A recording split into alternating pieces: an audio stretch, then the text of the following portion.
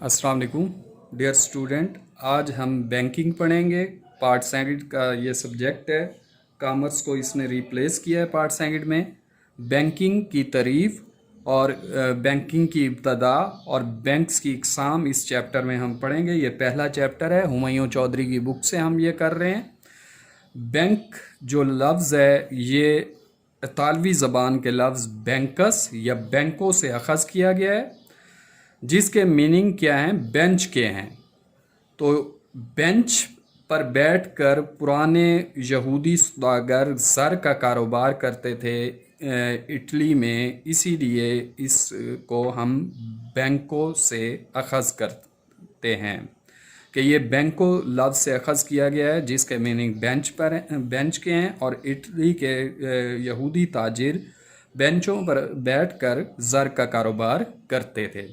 जबकि एक दूसरे नज़रिए के मुताबिक बैंक फ्रांसीसी ज़बान के लफ्ज़ बैंको से निकला है, बैंक्यू से निकला है, जिसका मतलब भी बेंच के हैं। तो इसमें भी बेंच पर बैठकर ही ताजिर ज़र का कारोबार करते थे, सौदागर ज़र का कारोबार करते थे, तो इसलिए ये लफ्ज़ बैंक्यू से निकला हुआ है।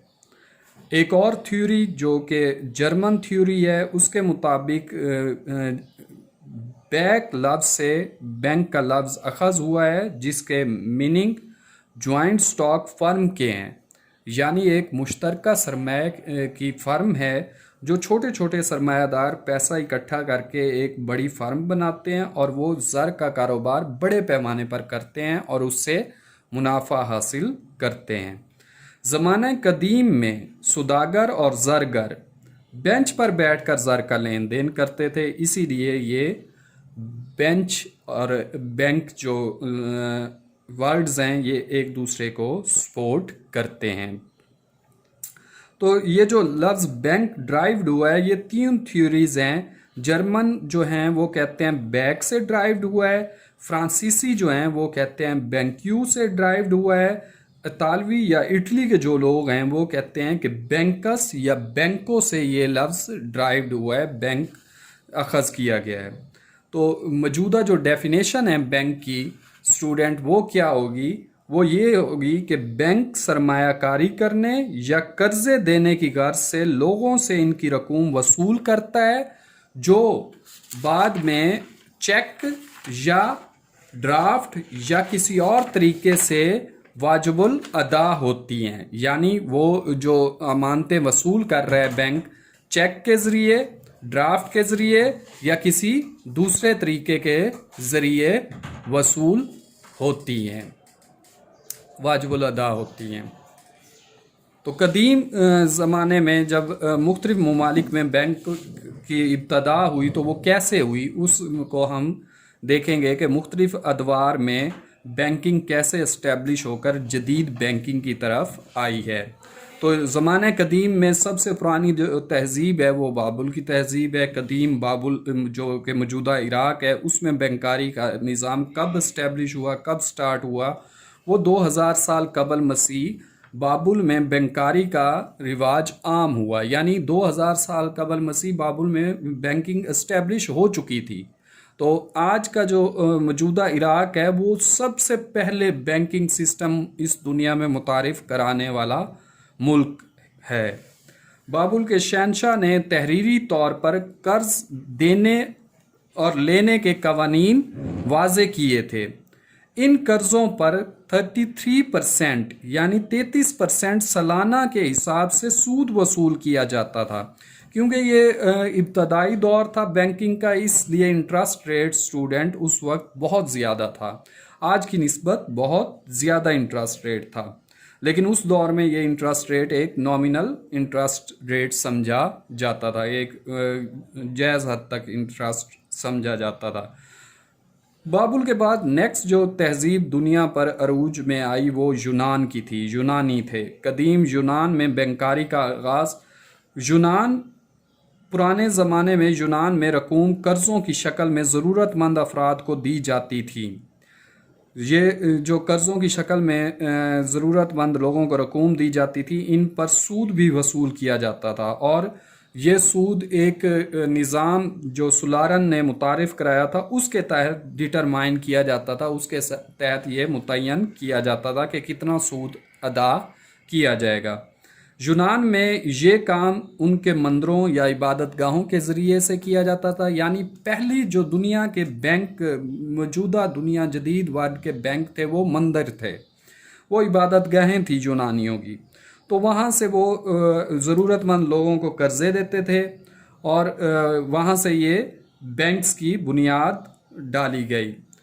594 قبل مسیح میں مشہور یونانی معلم سولارن نے سود پر رقم دینے اور لینے کے قوانین کو مزید بہتر بنایا۔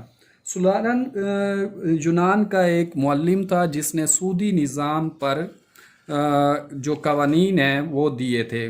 سود کا لفظ بھی اسی کے نام سے اخذ کیا گیا، سولارن سے ہی سود نکلا ہے۔ اسٹوڈنٹ، روم میں بینکاری کا آغاز کب ہوا؟ یونان کے بعد جو نیکسٹ تہذیب دنیا پر حکمرانی کرنے کے لیے آئی وہ رومی تھے۔ تو روم میں جو بینکاری کا آغاز ہے وہ 300 سال قبل مسیح سے اس کے نشانات ملتے ہیں کہ 300 سال قبل مسیح روم میں بینکنگ کا سسٹم اسٹیبلش ہو چکا تھا۔ 14 سال قبل مسیح روم میں ایک ایسا ادارہ قائم کیا گیا جو لوگوں کی امانتیں وصول کرتا تھا اور پھر ان کی ادائیگی بھی کرتا تھا، کہ لوگوں سے امانتیں وصول کر کے اور جب موجودہ امانتیں جو تھیں ان پر انٹرسٹ کے ساتھ واپسی پیمنٹ بھی لوگوں کو کرتا تھا یہ ادارہ۔ اور اس امانتوں کو روم کے جو بادشاہ تھے وہ اپنی جنگوں کے طور پر، جنگوں میں اپنے خرچ کے طور پر یوز کرتے تھے اس امانتوں کو۔ اس کے بعد یورپ کی باری آتی ہے۔ یورپ سے پہلے ہم اٹلی کے بارے میں پڑھیں گے۔ اٹلی وہ ملک ہے یورپ کا جہاں سے ماڈرن بینکنگ کا آغاز ہوا۔ پہلا بینک جو modern bank, bank of Venice, 1157 میں اٹلی کے شہر وینس میں قائم کیا گیا۔ اٹلی میں بینکاری کے نظام کی ابتدا اسٹوڈنٹ 12ویں صدی میں ہوئی، یعنی 1157 12ویں صدی ہی کہلائے گی۔ شروع میں اٹلی کے بینکوں سے مبادلے خارجہ کا کاروبار ہوتا تھا، یعنی دوسرے ملک کی کرنسی کو اپنے ملک کی کرنسی میں اور اپنے ملک کی کرنسی کو دوسرے ملک کی کرنسی میں ایکسچینج کیا جاتا تھا اٹلی کے بینکوں میں۔ یورپ میں بینکاری کب سٹارٹ ہوئی؟ اسٹوڈنٹ، یورپ میں پہلا بینک، بینک آف وینس، 1157 میں قائم ہوا۔ وینس اٹلی کا ایک شہر ہے اور یہاں سے پھر پورے یورپ میں بینک پھیل گئے، پرتگال میں، سوئٹزرلینڈ میں، اور بھی جتنے ملک ہیں، اسکاٹ لینڈ ہے، انگلینڈ ہے، یہاں سے پورے یورپ میں بینکس پھیلتے گئے۔ اس طرح سے پھر 1694 میں 1694 میں انگلینڈ، بینک آف انگلینڈ قائم ہوا جو کہ موجودہ انگلینڈ کا سینٹرل بینک بھی ہے۔ اسٹوڈنٹ، چین میں بینکاری کا آغاز کب ہوا؟ چین میں پہلی بار کاغذی زر کا اجرا 177 سال قبل مسیح ہوا۔ کاغذی زر کو انٹروڈیوس کرانے والا ملک دنیا میں چائنا ہے۔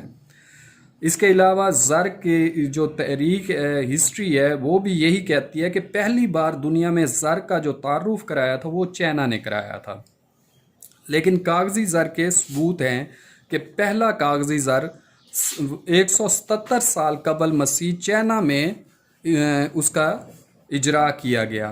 بینکاری کی ابتدا بھی یہیں سے شروع ہوئی، یعنی 177 سال قبل مسیح سے ہی جب پہلا کاغذی زر انٹروڈیوس کرایا گیا تو تب سے چائنا میں ہوئی۔ اس دور میں یہاں ترسیل زر اور تبادلہ زر بھی ہوتا تھا، یعنی اس دور میں کرنسی کی ترسیل بھی ہوتی تھی، نوٹ چھاپ کر پورے ملک میں جاری کیے جاتے تھے اور اپنے ملک کی کرنسی کو دوسرے ملک کی کرنسیوں سے تبدیل بھی کرایا جاتا تھا۔ اس کے بعد اسٹوڈنٹ نیکسٹ ہے برِ صغیر میں بینکاری۔ برِ صغیر وہ خطہ ہے جس میں پاکستان، انڈیا اور بنگلہ دیش آتے ہیں۔ پاکستان اور انڈیا اور بنگلہ دیش آزاد ہونے سے پہلے ایک ہی ملک تھے اور اس کو برِ صغیر کا نام دیا جاتا تھا۔ برِ صغیر میں بینکاری کی ابتدا اسٹوڈنٹ بہت پہلے عرصے سے ہو چکی تھی۔ کہا جاتا ہے کہ اشوکا کے دور میں، یعنی حضرت عیسیٰ سے بھی 4000-5000 سال پہلے کے دور میں یہاں پر بینکنگ کے آثار ملتے ہیں۔ سود پر قرضے دیے جاتے تھے، جو اس وقت کے مہاجن تھے، وہ جن کے پاس ایکسٹرا زر تھا، وہ ضرورت مندوں کو بہاج یعنی سود پر قرضے دیا کرتے تھے۔ 2000 سال قبل مسیح کے دوران قرض کے لین دین کے ثبوت ملتے ہیں، یعنی حضرت عیسیٰ سے 2000 سال قبل مسیح یہاں پر قرض دینے اور لینے کے ثبوت، تحریری ثبوت ملتے ہیں۔ برِ صغیر میں جدید بینکاری کا آغاز کلکتہ سے ہوا۔ بینک آف کلکتہ 1826 میں پہلا بینک آف کلکتہ وجود میں آیا۔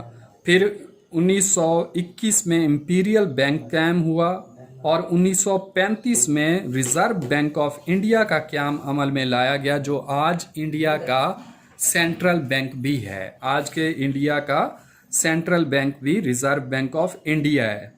دور حاضر میں جدید بینکاری وقت گزرنے کے ساتھ ساتھ اسٹوڈنٹ تجارتی بینک کی خدمات اور سرگرمیوں میں خاصا اضافہ ہوتا گیا۔ دور حاضر میں تجارتی بینک بہت سے دوسری خدمات بھی دینے لگے، مثلاً امانتوں کا وصول کرنا، قرضے جاری کرنا، سرمایہ کاری کرنا اور زرعی قرضے جاری کرنا وغیرہ وغیرہ میں اپنی خدمات سر انجام دے رہا ہے۔ تو اس طرح سے اسٹوڈنٹ جو ہمارے آج کے جدید بینک ہیں ان کا وجود میں قیام جو ہے وہ لایا گیا، ان کا وجود عمل میں لایا گیا۔ تو یہاں سے نیکسٹ جو ہمارے کوسچن ہے اسٹوڈنٹ، وہ ہے بینکوں کی اقسام، جو اس چیپٹر کا بہت اہم کوسچن ہے۔ بینکوں کی جو اقسام ہم پڑھیں گے اس میں، اس کو میں نے ہیڈنگ آپ کو بتا دی ہے، ڈیٹیل میں آپ کو وربلی بتاتا جاؤں گا۔ جو پہلا بینک ہے وہ مرکزی بینک ہے۔ کسی بھی ملک کا جو معاشی نظام ہوتا ہے وہ یہ بینک سنبھال رہا ہوتا ہے۔ ملک کا جو مرکزی بینک ہوتا ہے وہ اس کے معاشی نظام کا ضامن ہوتا ہے، یعنی کرنسی نوٹ جاری کرنا، زر کی ترسیل کو کنٹرول کرنا، ملک میں معاشی استحکام پر نظر رکھنا اس بینک کے فرائض میں شامل ہے۔ تو مرکزی بینک کا بنیادی مقصد جو ہوتا ہے اسٹوڈنٹ، وہ منافع کمانا نہیں ہوتا، بلکہ عوام اور اس ملک کے معاشی نظام کی فلاح و بہبود کرنا ہوتا ہے۔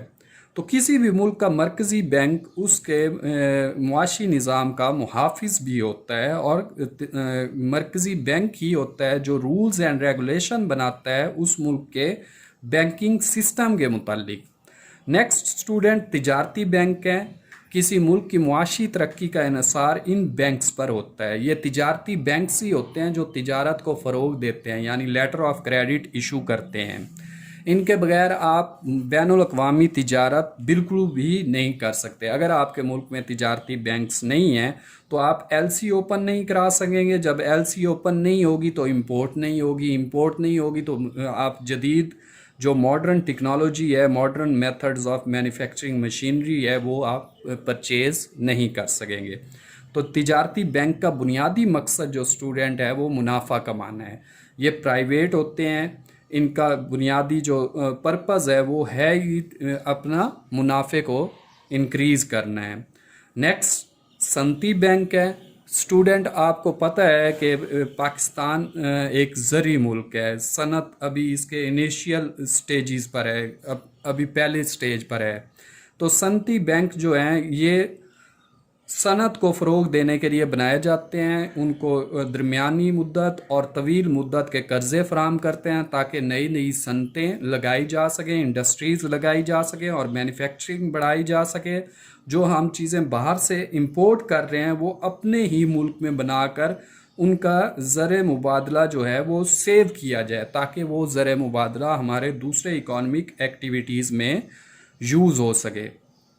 تو پاکستان میں 1961 میں پہلا صنعتی بینک قائم کیا گیا، جس کا مقصد ایوب دور میں یہ قائم کیا گیا تھا، جس کا مقصد پاکستان میں صنعتی ادارے کو، انڈسٹری کو فروغ دینا ہے۔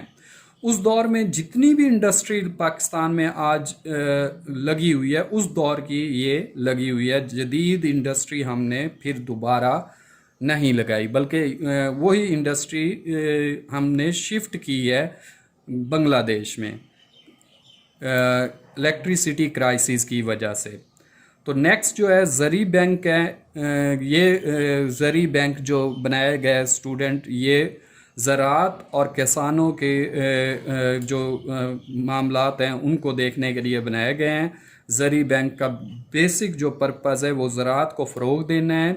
ये किसानों को दरमियानी और तवील मुद्दत के कर्ज़े जारी करता है, जिसमें किसान ज़री आलात, बीज, खादें वगैरह आला क्वालिटी के परचेज़ करके उससे अपनी ज़राअत को फ़रोग़ दे सकते हैं।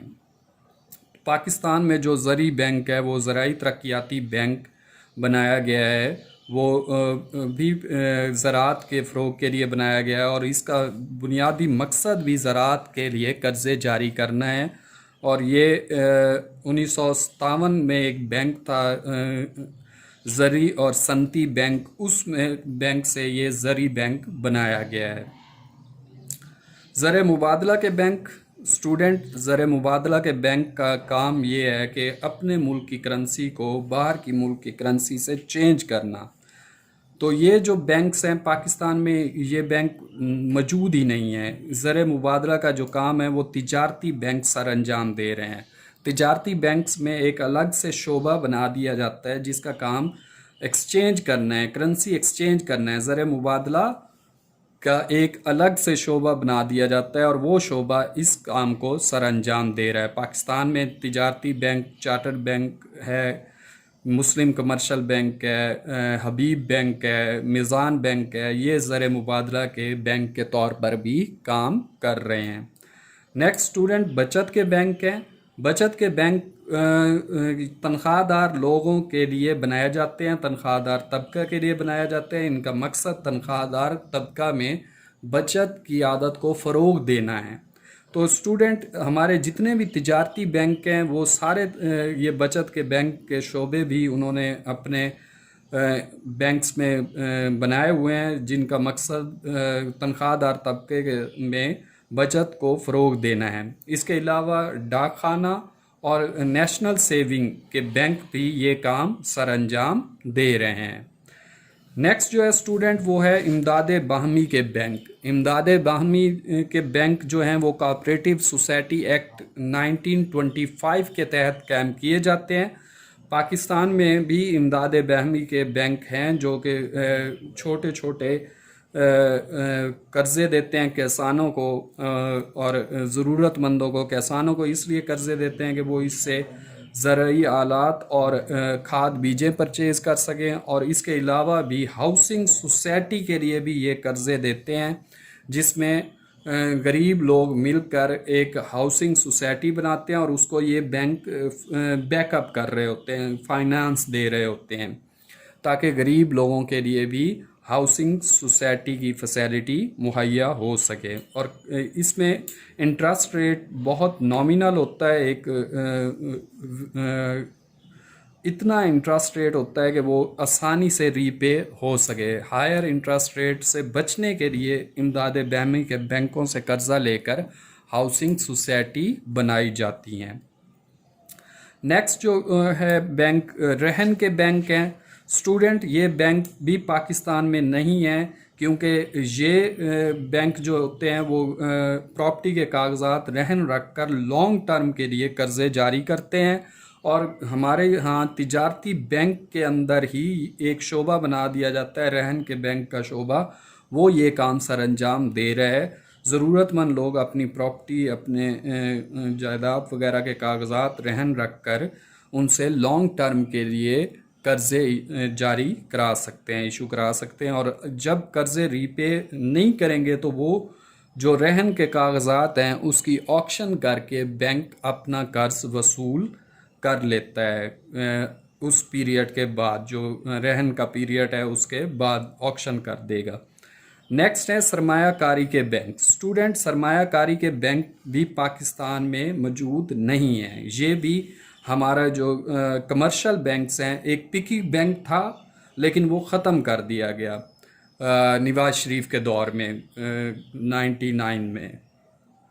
تو یہ بھی تجارتی بینک ہی انویسٹمنٹ فراہم کر رہے ہیں. تجارتی بینک میں ایک شعبہ قائم کر دیا جاتا ہے سرمایہ کاری کا شعبہ.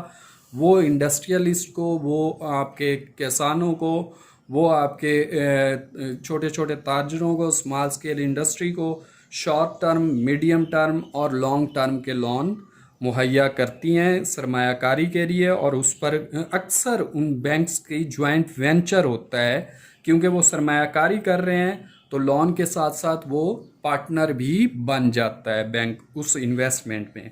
نیکسٹ کنسورٹیم بینک ہے. کنسورٹیم بینک جو ہے اسٹوڈنٹ، یہ اس لیے بنایا جاتا ہے کہ اس میں آپ کے دو بڑے بینک مل کر آپس میں انویسٹمنٹ ملا کر ایک بڑے پروجیکٹ کے لیے قرض دیتے ہیں.